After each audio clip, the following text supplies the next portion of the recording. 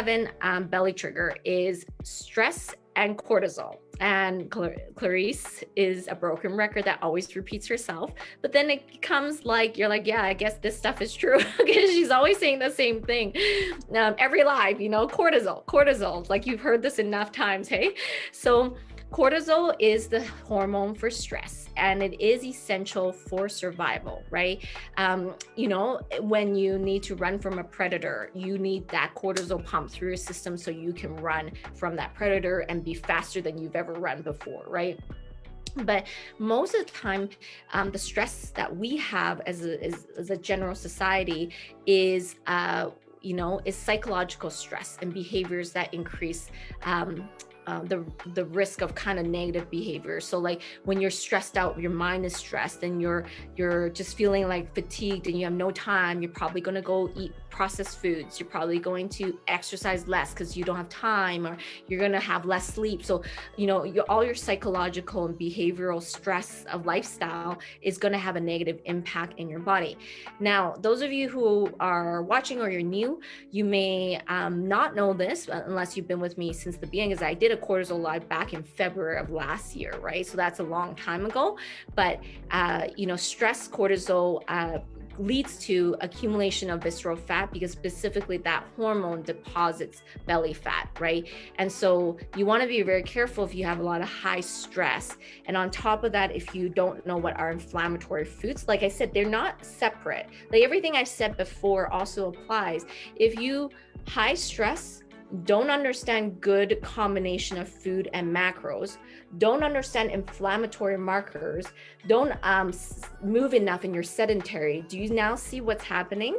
Now you stacked so many things together, and maybe sometimes that's why a lot of you may not be able to get rid of that belly fat, no matter it seems like what you do, right? So cortisol, high cortisol impacts your desire to eat like sugary, high fat foods, because you just, that hormone makes you want it more, to want fatty foods, sugary foods. So learning how to control your stress levels is very important. Mindset is very important. Knowing how to manage your life where you can actually have maybe some time for yourself to go exercise. Like I know all the Fierce Factor ladies, like they're really making effort to put time to like work out, to work with their food and all of that, because they know this is really important, right? What I want to say is as well is in terms of stress, the cortisol that's in your system deposits more visceral fat, okay? But I want you to listen to this carefully. When you have more visceral fat, it actually releases stressors into your system that further spikes your cortisol level. So it actually becomes a very, very vicious circle. Yeah. So you have to be really, really cautious of this, because if you do have visceral fat, you naturally already have higher levels of cortisol pumping through your system.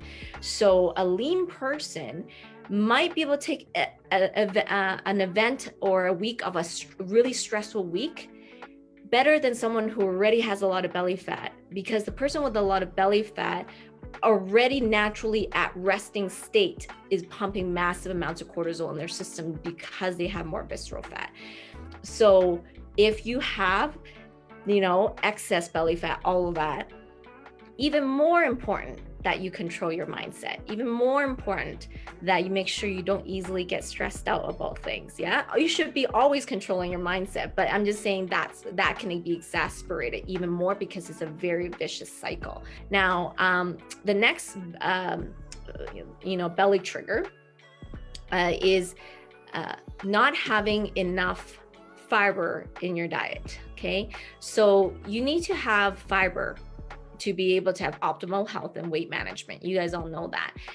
What I find a lot of times is people skip out on a lot of good fibers, and fiber obviously helps you stay fuller longer and helps you manage your hunger hormones, and helps you be able to push toxins out of your body faster, right?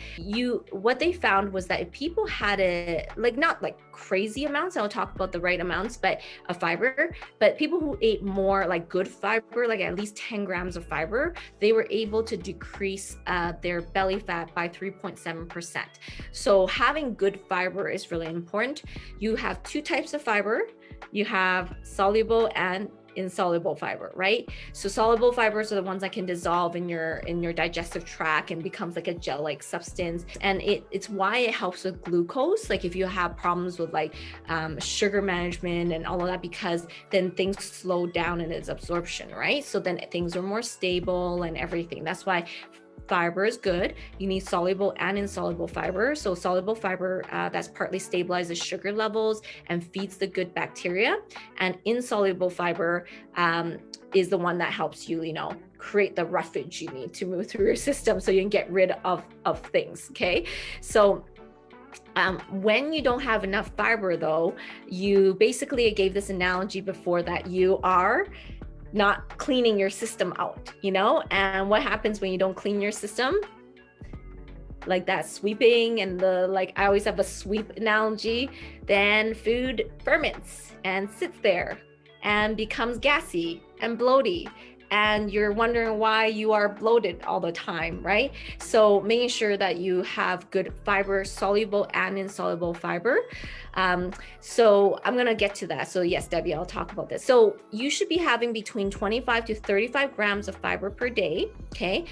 It will change with each person because depends on your total caloric count, right? But approximately 25 to 35 grams of fiber, with 10 to 15 grams coming from soluble fiber. So, soluble fibers can be things like oats, yams, apples, pears, seeds, flax seeds, those types of things. And you have to know this though, a lot of vegetables have both soluble and insoluble fiber, if that makes sense, especially things with like the peel on it. Like it's probably the peel is insoluble, but inside the apple it's soluble, like a lot of these vegetables and fruits, they're actually a combination of the two. But insoluble fiber could be things more like cauliflower, very leafy things like spinach, Swiss chard, peas, beans, and a lot of times it's because the system doesn't digest it and moves it through, right? So that's why eating whole foods and eating like whole vegetables and things like that is really important, to have both soluble and insoluble fiber. The only thing I would say is, so listen carefully, if you're watching this and you're like, I need fiber, and suddenly you just like go eat all this fiber, don't do that. Andrea, because Andrea knows a lot about nutrition, and we've talked about this. I'm sure she knows this, but it's if you haven't been used to high fiber and you suddenly try to put all this fiber in you, what's going to happen? You are going to bloat out, and you're like, but Clarice told me to eat more fiber. No. You got to like slowly work your system into having more fiber. Don't just suddenly like give it massive amounts of fiber. Otherwise you're going to have even more issues. But slowly you should be increasing your fiber to make sure there's enough fiber so you can clean your system out, and you need both soluble and insoluble